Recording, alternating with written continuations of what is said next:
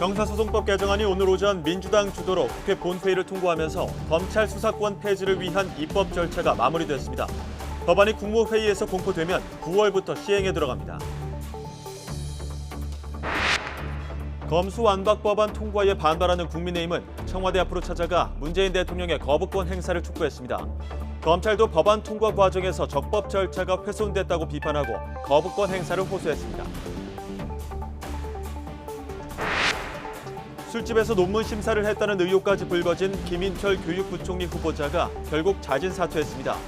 새 정부 국무위원 후보자 가운데 첫 낙마 사례가 나온 가운데 오늘도 정호영 보건복지부 장관 후보자 등 국무위원 후보 4명에 대한 인사청문회가 열리고 있습니다. 대통령직 인수위원회는 새 정부 국정 운영의 근간으로 삼을 국정비전과 국정과제 110개를 공개했습니다. 코로나19 치유와 부동산 시장 정상화 등의 과제를 위해 예산 209조 원을 투입하기로 했습니다. 지난달 소비자 물가가 무려 4.8% 상승하며 2008년 금융위기 이후 13년 6개월 만에 최고치를 기록했습니다. 한국은행은 곡물 등 원자재 가격 상승으로 소비자 물가 상승률이 당분간 4%대의 오름세를 이어갈 것으로 전망했습니다. 기시다 후미오 일본 총리가 자위대의 존재를 헌법에 명기하는 개헌 의지를 분명히 했습니다. 기시다 총리는 개헌이 자위대에 대한 위헌 논쟁의 종지부를 찍기 위한 매우 중요한 과제라고 강조했습니다. 네, 속보 짧게 한 가지 전해드리겠습니다. 국회에서 추경호 경제부총리 겸 기획재정부 장관 후보자의 인사청문 보고서가 합의로 채택됐다, 이런 속보가 들어왔습니다. 어제 청문회가 진행됐는데요. 오늘 추경호 경제부총리 겸 기획재정부 장관 후보자에 대해서 인사청문 보고서가 합의로 채택이 됐다는 속보 전해드렸습니다. 자, 민주당이 주도해온 검찰의 수사기소 분리 법안 오전 국회 문턱을 넘었고 현 정부 마지막 국무회의 통과를 앞두고 있습니다. 자, 입법이 끝나가는 시점에서도 여전히 찬반 논란은 남아 있는데요. 자, 여야 정당인이자 율사 두 분과 지금부터 이야기 나눠보겠습니다. 조기현 더불어민주당 법률위 부위원장 그리고 김경진 전 국회의원 두 분 모셨습니다. 어서 오십시오. 안녕하십니까. 안녕하세요. 예, 안녕하십니까.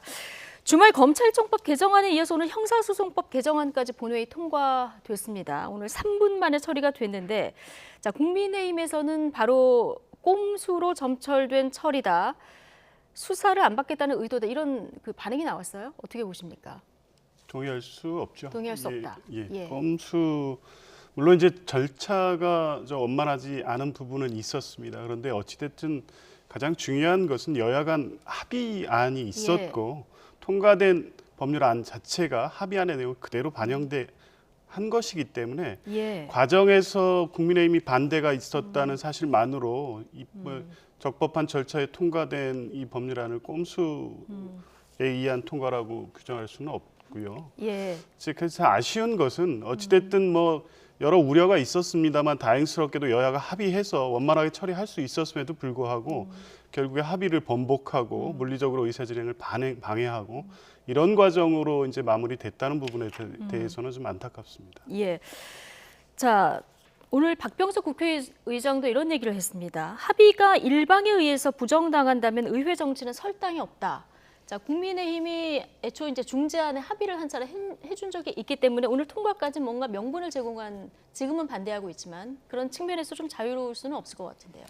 그러니까 그렇게 보기보다는 애시당초 민주당이 172석이나 되는 거대 의석을 가지고 헌법에 위반되는 입법을 힘으로 폭력적으로 강행하려고 했었던 그 초기의 과정들, 그다음에 법사위에서 양양자 의원 인위적으로 사보임시키고 또 거기서 반대 의견을 피력하니까 민영배 의원 인위적으로 탈당시키고 했던 이런 과정들, 여기서 야당, 아직까지는 야당이죠, 권성동 원내대표가 거기서 그나마 최소한의 뭐라도 좀 해보기 위해서 합의를 했었던 것, 이런 상황적 맥락을 국민들이 다 기억하시리라고 생각을 하고 있고요.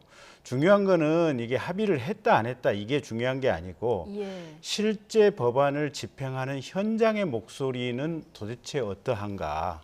법원의 행정처 차장이 국회 법사위 소위에 나와서 완곡하게 얘기를 했죠. 다수설은 위헌이라고 하는 견해다라고 얘기를 하고 있고요. 그다음에 대한변호사협회에서도 2020년 검경 수사권 조정 이후에 실제 형사사법이 어떻게 왜곡되고 있는지 매일 어떻게 보면 일반인들이라든지 피해자들이라든지 형사사법의 수요를 경험했던 사람들, 국민들이 와서 지금 이 순간까지도 매일 자기 목소리 필리버스터를 하고 있거든요. 보면 심지어 오늘은 아마 대한법학교수회에서도 성명을 냈었던 것 같아요. 보면 법학교수의 성명의 요지는 뭐냐면 이거 입법적인 절차나 내용이 완벽하게 위헌이다. 예. 그래서 대통령은 거부권 행사하시라라고 하는 내용의 것을 교수들이 지금 성명을 냈고 입법과 관련된 어떤 최소한의 15일이라고 하는 어떻게 보면 수기 절차 본회의 부의에 필요한 그다음에 전문위원 검토라든지 공청회라든지 그 모든 것이 생략된 위헌적인 절차에 의해서 법이 통과됐다라고 하는 내용을 지금 교수의 성명이 오늘 예. 담고 있는 거거든요. 그래서 이 부분은 아마 역사에서 반드시 기록을 해두어야 되고 2년 후에 국회의원 선거를 통해서 민주당에 대한 심판이 있어야 되고 민주당이 소수 정당으로 바뀌게 된다면 이 점은 다시 원점으로 돌려야 될 어떤 책무를 어떻게 보면 국가나 국민들이 갖게 된 것이 아닌가 저는 그렇게 보고 있습니다. 합의보다는 이 법안이 담고 있는 내용을 좀 들여다봐야 된다는 말씀을 해주셨는데, 자, 그 검찰에서 떼어낸 수사권 이거 장기적으로는 한국형 FBI 중수청을 만들어서 거기서 수사하도록 하겠다 이게 이제 구성인데요. 이 중수청 설치를 논의하기 위한 사개특위 구성 안건도 오늘 본회의를 통과했습니다. 그러면 대략 한 1년 6개월 정도 좀 잡고 있는 거죠? 예, 그렇습니다. 합의안의 내용대로 이제 추진하겠다는 거고요. 다만 이제 그게 개정 법률안에 반영은 안 돼 있습니다. 근데 합의했던 내용은 뭐냐면 6개월 내에 중수청 설치에 관한 입법을 완료하고 그로부터 1년 이내에 관련한 그 법 제도를 정비해서 중수청을 통한 이제 수사 절차로 가는 것을 완료하겠다는 겁니다. 네. 1년 6개월에 합의된 내용대로 진행하겠다는 것이고요. 어찌됐든 뭐 국민의힘이 지금은 반대하고 있지만 결국에 뭐 지방선거 끝나고 또 새 정부가 출발하면 법률에 의해서 강제되는 부분들에 대한 구체적 세부 조정이 필요하기 때문에 응하지 않을 수 없다고 보고요. 예. 지금 이런 상황이 좀 다시 경과되면 구체적으로 이제 발생되는 문제 해결을 위한 협의를 해야 될 것으로 봅니다. 오늘 이제 통과된 거는 사개특위의 구성을 어떻게 할 건가 이건데 지금 여야 구성은 어떻게 되는 겁니까? 예, 민주당의 7에 국민의힘 예. 5 그리고 예. 뭐 비교섭단체 1명해서 13명으로 구성되게 돼 있고요. 13명으로. 자, 국민의힘은 사개특위 구성 보이콧을 선언한 이런 상태입니다. 지금 국민의힘 빠질 경우에 그럼 특위 운영은 어떻게 되는 건지 그리고 힘의 균형을 보면 지금 이제 입법 처리가 되는 과정하고 좀 비슷해 보이는데 이제 이건 어떻게 보시는지? 글쎄 이제 앞으로 어떻게 될 것인지는 네. 사실은 또 지켜봐야 될 대목이죠. 뭐 지금 예측을 할 수 있는 그런 상황은 아닌 것 같고요. 근데 저는 저 민주당 안이 참 기괴한 게, 자 경찰에 지금 국가수사본부가 있지 않습니까? 네. 그다음에 중수청을 설치를 해서 지금까지 검찰에서 수사했던 6대 범죄에 대한 수사권을 지금 중수청이 가져간다는 거 아니겠습니까? 그리고 공수처라고 하는 또 다른 지금 별도의 수사기관이 있거든요. 그러니까 수사기관을 3개를 지금 만들어 놓은 셈입니다. 네. 그래서 국가수사본부, 네. 한국형 FBI 공수처. 네. 네. 도대체 뭘 어떻게 하겠다는 건지. 예. 그다음에 저처럼 일선에서 수사를 해본 사람은 수사의 단초는 본래 이게 조그만 구멍을 파고 들어가다 보면 거기서부터 여러 가지 구멍이 보이고 그다음에 큰 어떤 범죄 혐의가 나오도록 돼 있습니다. 근데 중수청과 경찰을 이렇게 큰 범죄, 작은 범죄 이렇게 나눠 놓으면 수사를 하다가 기관이 달라지면 서로 멈추게 되고 상대방 쪽에서 넘어온 사건에 대한 수사에 어떻게 보면 열이나 의지가 많이 떨어지게 됩니다. 네. 그 중간에 한 서너 달 동안 잠시 멈출 수밖에 없어서 수사의 실효성도 많이 떨어지고 중간에 증거인멸도 많이 생기게 되고요. 그래서 그런 부분에 대한 체계적인 어떤 실무 현장의 고민이 있는지, 그래서 차라리 중수청을 만든다고 한다면 이 기본적으로 지금 경찰 국가수사본부, 그다음에 중수청, 그다음에 공수처를 다 합해서 어떻게 보면 제대로 된 수사기관을 하나 만들고 예. 다만 이 기존의 검찰과 그다음에 새로 만들어진 중수청을 수사기관의 어떤 권력남용을 감시하기 위한 그 제한적인 범위 내에서 공수처를 두고 이 정도로 뭔가 좀 재편을 한다면 실무를 했던 제 경험에 비추어서 어느 정도는 유의미할 수는 있겠지만 네. 지금 민주당이 그리고 있는 그림은 결국은 지금 현재 2020년의 법 개정으로 국가수사체계가 한 번 난맥상이 됐습니다. 오늘 법 개정으로 2차적으로 국가수사체계가 쑥대밭이 됐는데 1년 6개월 후에 또 중수청을 만들면 앞으로 한 5년에서 10년 동안은 대한민국의 수사체계가 완전히 지금 혼란과 이게 어떻게 보면 이 도가니로 들어가서 대한민국에서 어떻게 보면 범죄자들이 그냥 편안하게 발 뻗고 생활할 수 있는 그런 시기로 들어가지 않을까라는 개인적인 우려가 꽤 있습니다. 수사기관이 너무 많았을 때 이제 혼선이 있었을 때 이런 부분을 좀 우려를 하셨는데요. 글쎄요, 아직 뭐 지금 의원님 말씀하신 내용이 예. 민주당 안으로 확정돼 있거나 그 안대로 통과시킨다는 것은 아니고요. 네. 대략의 구상은 있습니다. 한국형 FBI. 그게 이제 6대 범죄만을 수사하는 전문 수사기관으로 갈지 아니면 지금 의원님 제안과 같이 수사기관 전체를 뭐 감독하고 통과하고 권한남용을 견제하는 기능을 하는 일부 수사를 하면서 이렇게 할지에 대한 논의는 열려 있다고 보고요. 근데 어찌 됐든 이 수사와 기소 분리라는 원칙을 실현하고 이제 그 다음에는 수사기관이 경찰의 수사권이 집중됨으로 발생될 수 있는 문제에 대한 어떤 견제나 뭐 이런 기능이 필요한 거 아니겠습니까? 그렇다고 보면 이 법률로서 명확히 해서 수사기관 간 관할을 명확히 하고 수사 범위를 명확히 한다고 하면 수사기관이 여러 개 분산돼 있다는 것이 범죄 수사에 어떤 문제를 발생시키거나 국민 피해로 직결될 것이라는 것은 기우라고 보고요. 이제 그런 부분에 대해서 발생될 수 있는 문제를 중수청 논의 과정에서 해결하면 됩니다. 이제 그런 논의를 하고자 해서 이제 중수청 사개특위를 지금 구성하는 통과시킨 거고요. 네. 이제 이런 부분에 대한 논의는 충분히 될 수 있을 것으로 봅니다. 관할을 좀 명확히 해야 된다는 말씀 해주셨는데 중수청이 그러면 앞으로 어디 산하가 될 가능성이 큰 겁니까?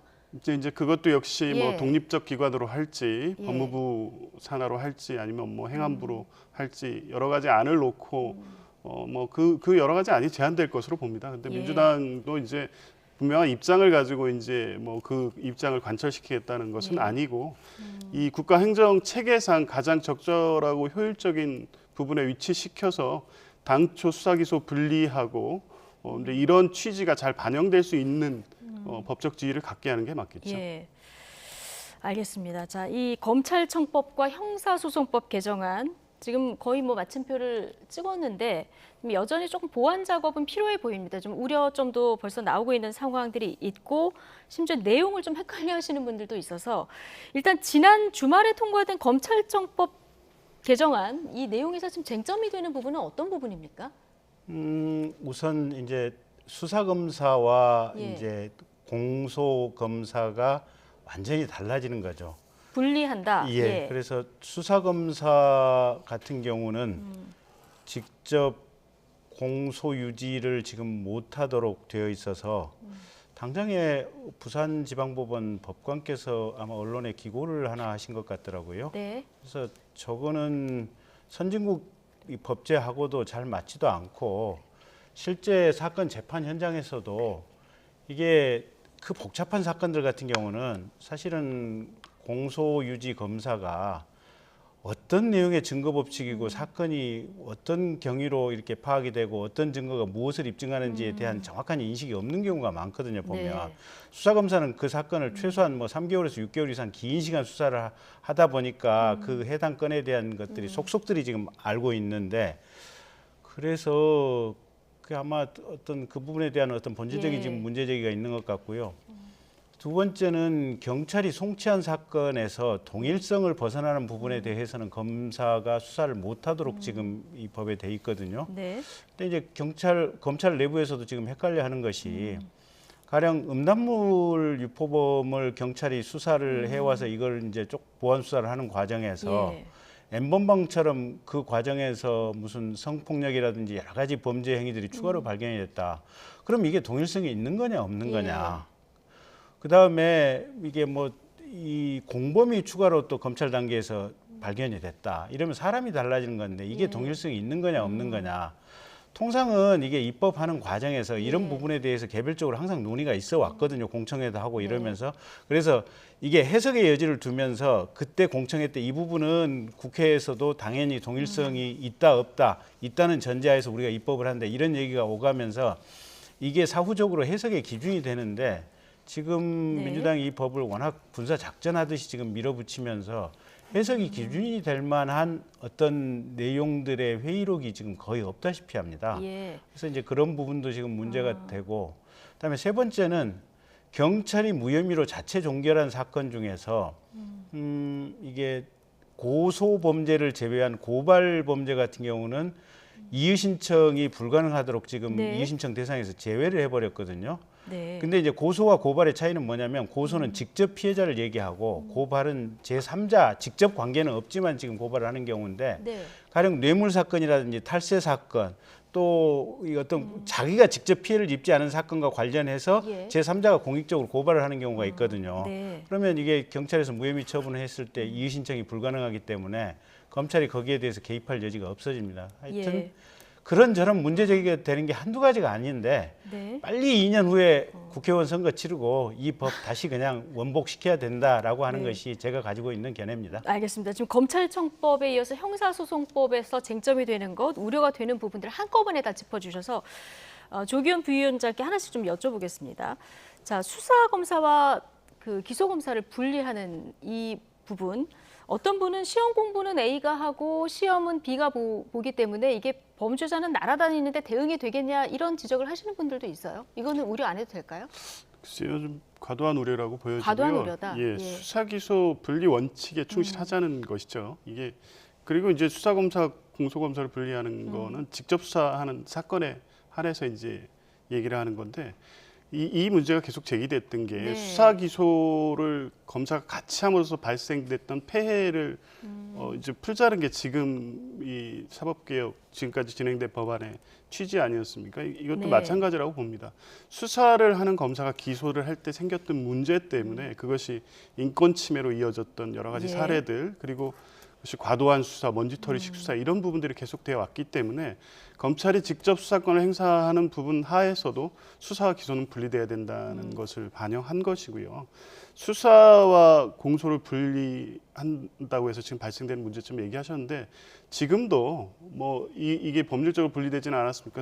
수사검사와 공소검사가 분리돼 있습니다. 그리고 공판부 검사가 공판 절차 진행을 따로 하고 물론 수사검사 협조를 하죠. 이제 수사 진행 과정에서 증거 관련돼서 미비한 거라든가 확인이 안 되는 부분에 대해서는 공판 절차에서 다 확인하면서 공소유지가 될 수 있도록 협력하고 있습니다.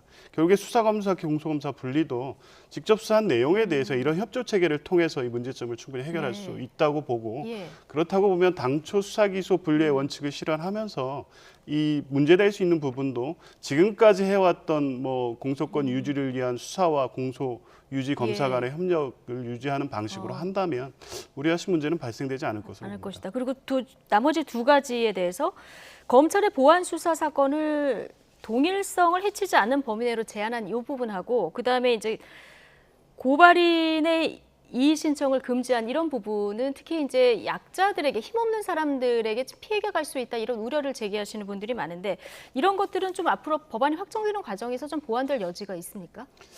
일단은 동일성을 해치지 않는 범위는 별건 수사를 금지한다는 겁니다. 그런데 별건 수사 자체가 금지되는 게 아니라 위법한 별건 수사가 문제였죠.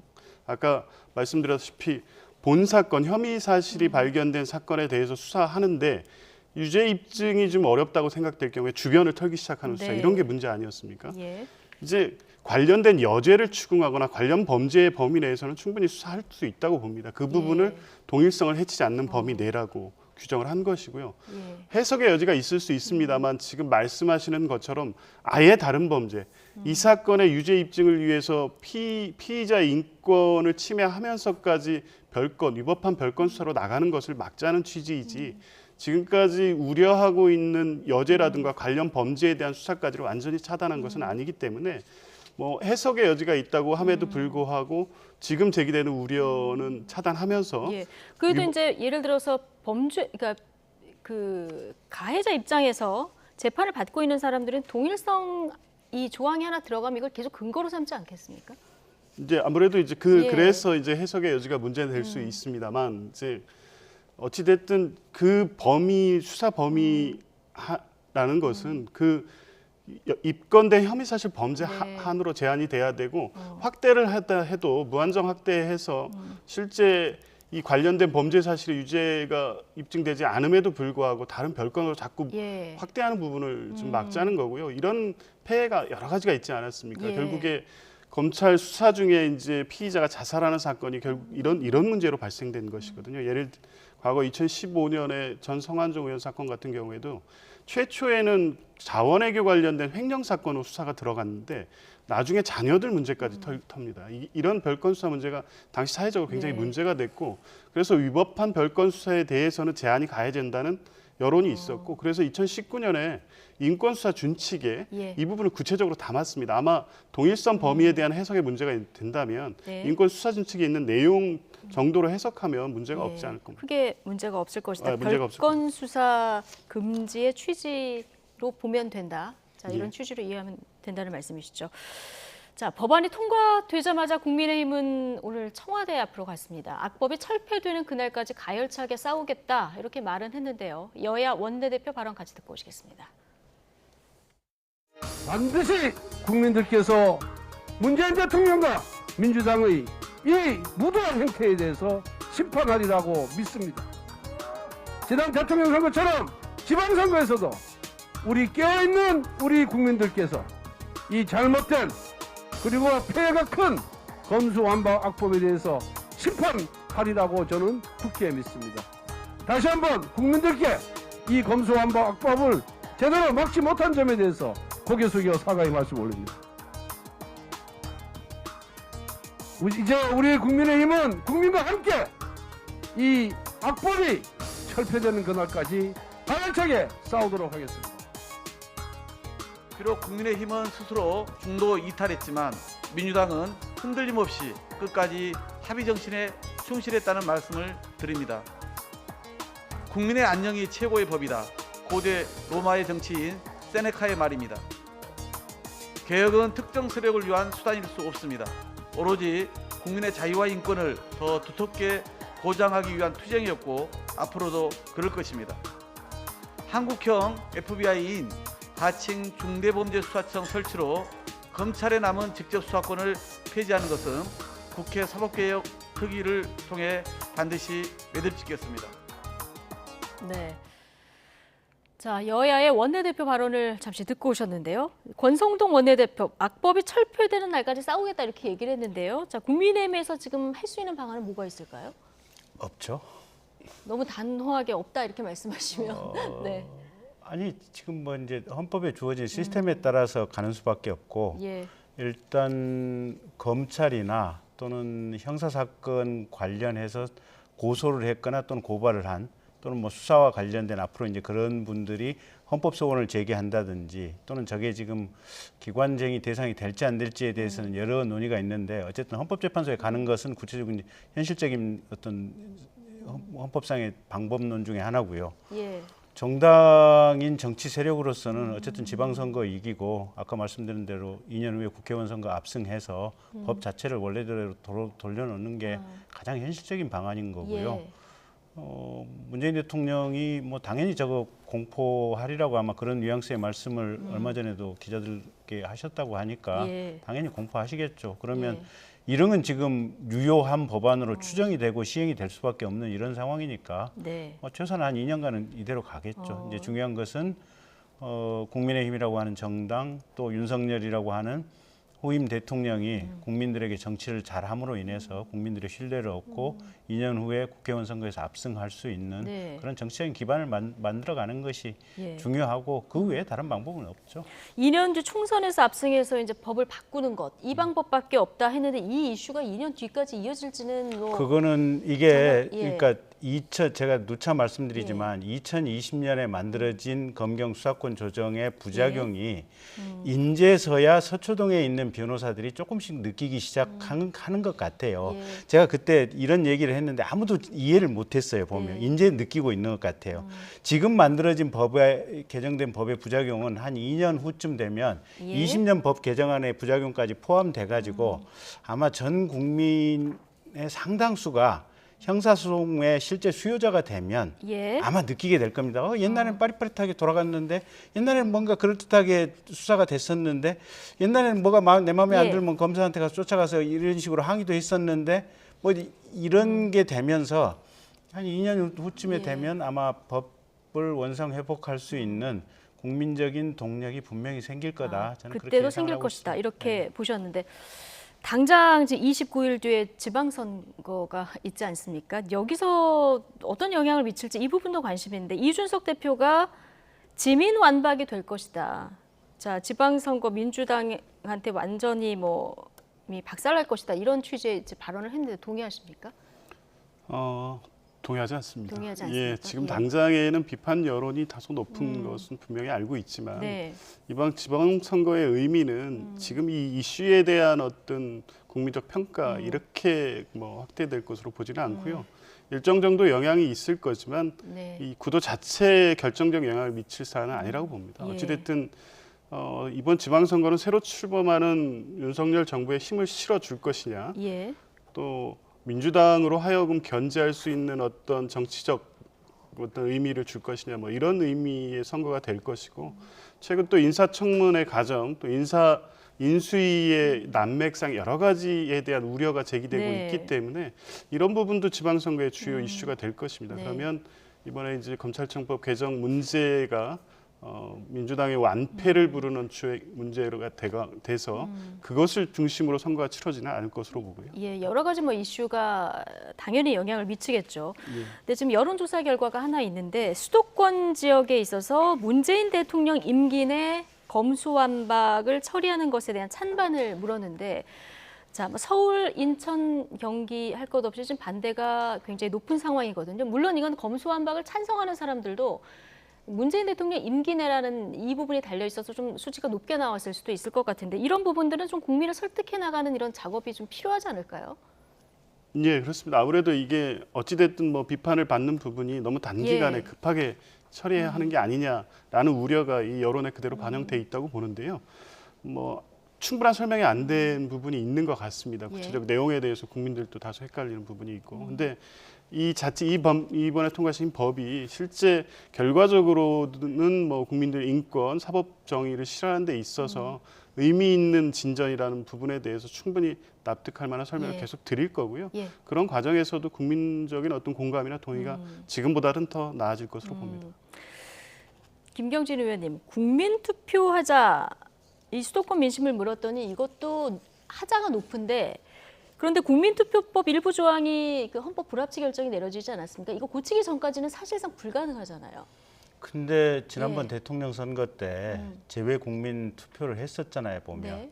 그러니까 입법적으로 이게 헌법 불합치 결정을 받은 조문과 관련된 개정 입법이 이루어지지는 않았지만 그 헌법재판소 결정 취지에 맞춘 실제 국민 투표를 하는 것은 가능한 상황이거든요, 보면. 아, 자. 이건 불합치 결정이 나왔지만 네, 제외 공간에다가 예. 이게 국민투표와 관련된 어떻게 보면 대통령 선거에 준해서 이걸 하면 되는 거니까요.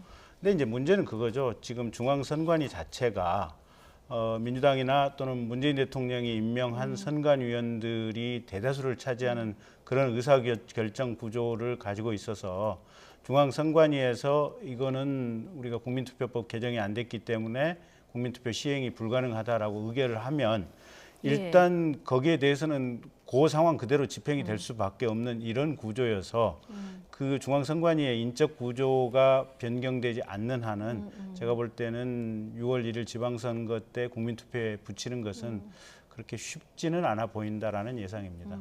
알겠습니다.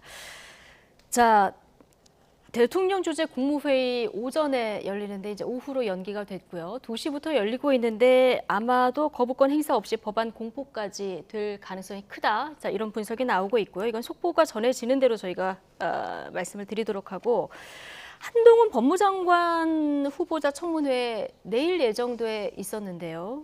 이게 지금 연기될 분위기입니다. 이게 자료 제출이 그렇게 모자랍니까? 근데 뭐 청문 준비위원들의 입장은 네. 그렇습니다. 아무래도 한동훈 법무장관 후보자에 대해서 관심이 집중돼 있고 여러 가지 제기된 의혹들도 있습니다. 이제 그에 비해서 청문 과정에서 의혹을 확인할 만한 수준의 자료 제출이 안 된 것으로 보여지고요. 네. 증인 채택 관련된 협의도 지체되고 있는 것으로 보입니다. 그런 이유 때문에 여야가 뭐 연기할 수밖에 없는 상황에 대한 동의가 있었지 않았나 싶습니다. 예. 자, 오늘 이 검수완박법이 끝나고 내일 한동훈 법무부 장관 후보자 청문회. 자, 국민의힘에서는 그렇게 자신 없냐 이런 반응이 당장 나왔는데요. 이런 속내가 좀 있을 거라고 보십니까? 민주당 이해할 수 없어요. 처음에 다수당에서 청문회 보이콧하겠다고 그런 얘기했었잖아요. 네. 비판 여론이니까 청문회를 한다 그랬다가 그다음에 뭐 자료 제출을 안 하니까 청문회를 연기한다고요? 저 20대 국회의원 했는데요. 인사청문회 한 7번쯤 했었던 것 같거든요. 예. 자료 진짜 안 내요. 저 전날 저녁 자정 무렵에 자료 가지고 오면 양반인 후보자들이고요. 예. 심지어는 청문회 10시부터 시작하지 않습니까? 청문회 들어가서 의사진행 발언해서 자료 왜 안 내냐고 뭐라 그러면 꼭 당일날 오후 2시쯤 가져오는 게 문재인 정부 때 대부분의 후보자들이 했던 예. 방식이에요, 보면. 오전에는 자료 제출 공방. 예. 네. 근데 이게 우리는 자료 없이도 우리가 자료를 직접 제주껏 찾아서 청문회에서 혼낼 거 혼내고 공격할 거 공격하고 했어요. 무슨 민주당 의원님들은 왜 갑자기 저렇게 변하신 건지 모르겠어요. 네. 그게 뭐 내일 하나 한 2, 3일 있다 하나 지금 예. 이슈와 관련된 내용이 뭐 달라지겠습니까? 이제 그런 이유는 아니라고 보고요. 한동훈 후보자에 대해서 네. 민주당 보기에는 좀 과대 포장돼 있는 것 같습니다. 예. 이분이 검찰에서는 뭐 가장 막강하고 인정받는 훌륭한 검사였는지 모르겠지만 국무위원 후보자, 장관 후보자로서의 자질 문제에 대해서는 지금 여러 가지 문제가 제기되고 있고 검찰 수사권 문제와 관련된 질의응답 과정에서도 네. 한동훈 후보자는 검찰의 논리를 대변할 뿐이지 네. 여러 가지 제기된 문제에 대해서 설득력 있는 합리적인 논거를 제시할 것이라고 보지는 않거든요. 그러니까 오히려 이제 그 과정이 국민들에게 검찰에 집중된 권한의 문제를 더 부각시킬 수 있다는 측면까지 보면 예. 그러한 것을 이유로 해가지고 뭐 청문회가 연기되겠다 이렇게 그건 볼 아니다. 건 아닙니다. 알겠습니다. 날짜는 아직 안 잡힌 것 같고요. 속보가 들어오면 다시 전해드리도록 하겠습니다. 오늘 두 분 말씀 여기까지 듣겠습니다. 조기현 더불어민주당 법률위 부위원장, 김경진 전 국회의원 두 분과 함께했습니다. 고맙습니다.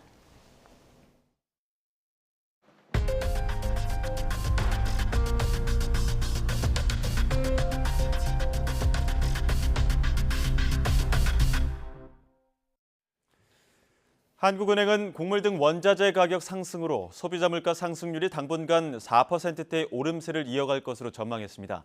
한은은 이환석 부총재보 주재로 물가 상황 점검회를 열고 이 같은 전망을 내놨습니다.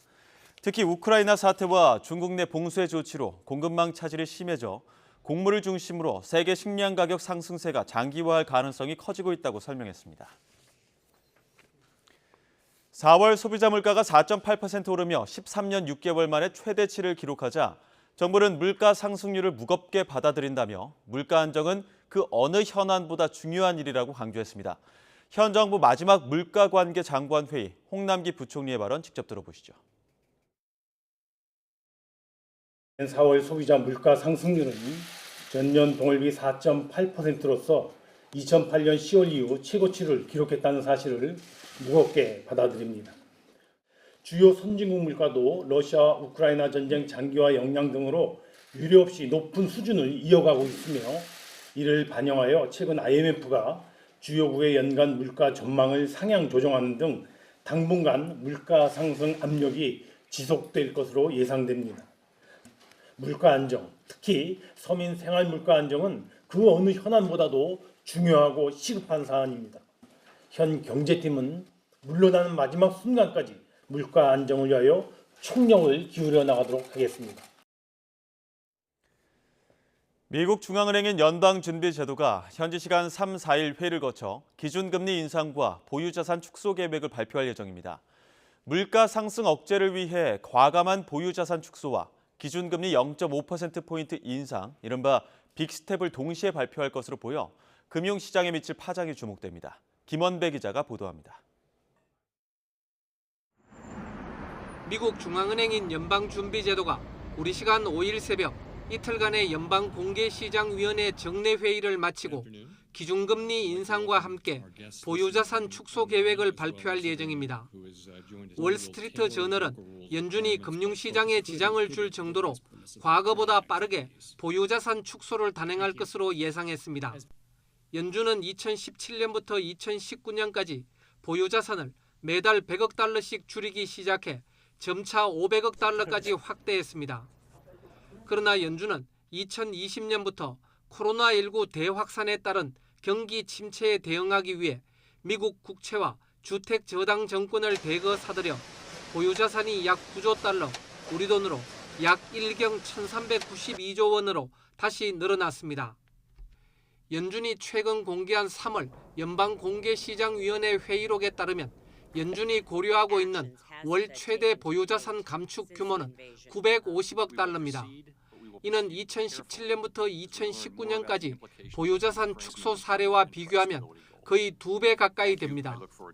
게다가 이번에는 보유자산 월별 감축 규모가 수개월 내에 최대치인 950억 달러에 도달할 것으로 보여 과거 1년에 걸쳐 월 100억 달러에서 500억 달러로 차츰 늘어난 것에 비해 감축 속도도 한층 빨라질 것으로 전망됩니다.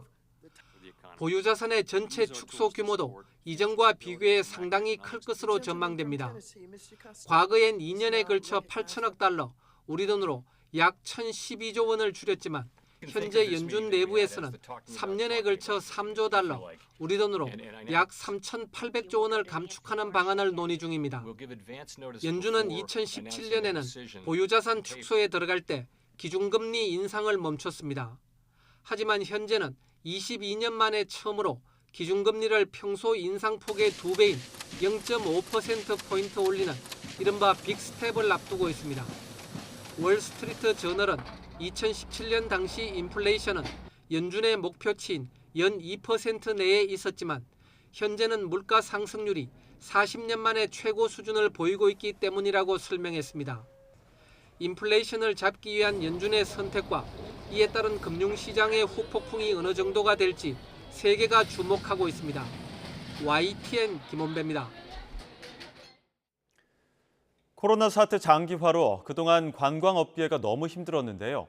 이제 서서히 정상을 찾을 것이란 기대가 커지고 있습니다. 지자체에서도 이에 맞춰 관광객을 유치하기 위한 할인 상품을 내놓는 등 지원에 나섰습니다. 김학무 기자의 보도입니다. 주말을 맞은 수도권 외곽의 한 관광지에 외국인 단체 관광객이 몰려듭니다. 아직은 모두 마스크를 쓰고 손을 소독하는 등 방역에 열심입니다.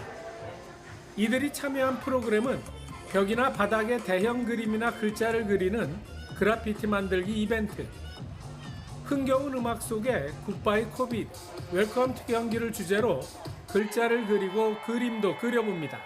I think both. I would say both because it's just a blessing to be able to go and do something, learn new culture, meet new people, and introduce my kids to everything around here. 300여 명에 달하는 이들은 경기관광공사가 진행한 착한 여행 캠페인을 통해 방문한 외국인. 코로나로 답답했던 일상을 벗어난 게 무엇보다 신기하고 후련합니다.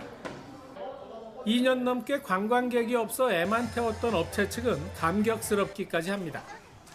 외국에서 못 들어오니까 그래서 너무 힘들었는데 이번에 그 착한 여행으로 챙겨주셔서 외국인을 이렇게 많이 보게 되니까 너무 반갑고 고마워요. 이번 착한 여행 캠페인 상품을 이용하면 외국인 관광객들이 최대 75%나 할인한 가격으로 경기도 여행을 즐길 수 있습니다. 경기도 내 주요 관광지 11곳을 둘러볼 수 있고 1일 투어 상품도 마련돼 있습니다. 해외 현지 대중매체 및 SNS 등을 활용한 적극적인 홍보, 그리고 비대면 안심 상품 개발을 통한 모객 강화, 해외 유력 여행사들과의 협력 체계 구축을 통한 직접적인 세일즈에 나서는 등 이달 말까지 구매할 수 있는 착한 여행 캠페인 상품은 2024년까지 사용할 수 있습니다. YTN 김학무입니다.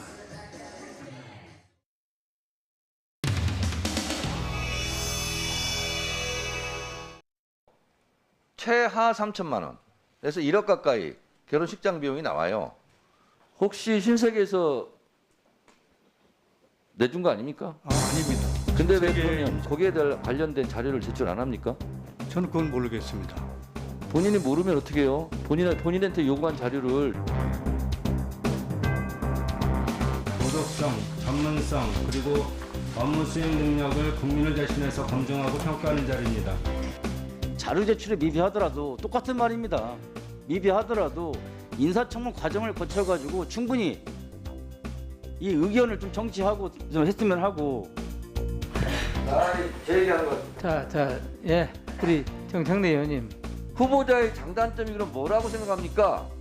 작성 중입니다. 엉뚱깽뚱한 얘기 아닙니까? 보기란 졸업증명서, 학적부, 장학금 수여 내역 등도 일체 제출하지 않고 있습니다. 동일본 지진 직후 칼럼에서 집단적 질서 의식은 경이롭다 일본에 대해서 극단적 결제는 감탄을 일으킨다. 반면에 대한민국에게는 절규와 분통, 고함과 호들갑, 끼어들기 주행, 남 탓하기 풍토, 일본발 문화 충격은 그 저급함을 퇴출시키는 작제가 될 것이라고 합니다. 저는 친일과 반일을 뛰어넘어서 내가 일본을 얼마만큼 아는가 하는 반성에서 출발해서 그런 글들을 썼습니다. 윤석열 당선인은 작년 전두환 전 대통령이 군사 쿠데타와 5.18만 빼면 정치는 잘했고 호남 분들도 그렇게 말하는 분들이 꽤 있다고 주장했습니다. 후보자도 여기에 동의하십니까? 동의하십니까? 제가 전두환 동의하십니까? 그걸 갖다가 동의하십니까? 안 하십니까? 제 얘기를 쭉 하면 아니 그러니까 동의하십니까? 안 하십니까? 지금 직접 쓰셨다고 하는데 전두환 리더십의 바탕은 의리다. 강조 학살 주범의 뻔뻔함이라는 경멸이 쏟아졌다라고 말씀을 하셨어요. 전두환식 리더십의 바탕은 의리다. 거기엔 수호지의 양산박 느낌이 풍긴다. 이렇게 썼습니다. 조롱조의 비판으로 썼습니다. 근데 이걸 반대로 해석해갖고 이 전두환 리더십의 바탕이 의리다라고 이렇게 하셨는데 이게 보기엔 학살이 의리고 리더십 아닙니다. 그 뒷부분에 답변을 해주시면 간단합니다. 전두환식 리더십의 바탕은 의리다. 거기엔 수호지의 양산박의 느낌이 풍긴다고 비판했잖아요. 자, 우리 답변만 해주시면 된다고요. 문체부 장관으로서 자격이 있다고 생각하십니까? 네, 생각이 있다고 생각합니다. 자격이 충분합니까? 자격이 있다고 생각합니다. 자격이 충분합니까? 부족한 부분은 좋습니다. 윤석열 당선자와는 어떤 관계시죠?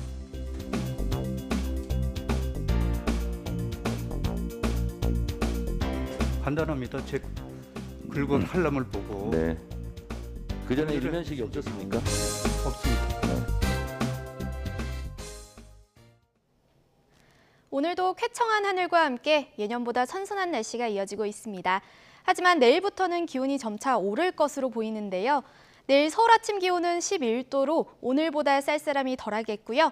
낮 기온은 25도까지 올라 예년 기온을 3도가량 웃돌겠습니다. 다만 일교차는 계속해서 크게 벌어지니까요. 체온 조절 잘해주시기 바랍니다.